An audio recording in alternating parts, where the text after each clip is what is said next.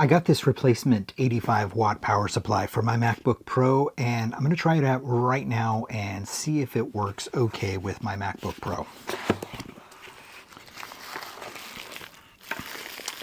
It doesn't come with the thick cable that goes from here to the wall, but it does come with the little prongs. So we can't just plug it straight into the wall or to the power strip that I have here.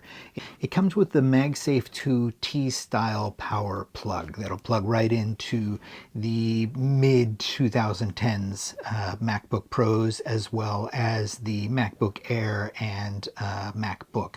You'll probably need to double check to make sure that it's compatible with your laptop. All right, let's plug it in and see if it works.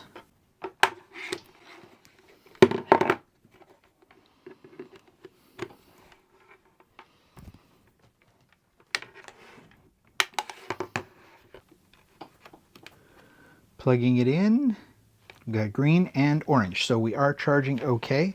I'm going to pull up my battery utility to see what we're charging at.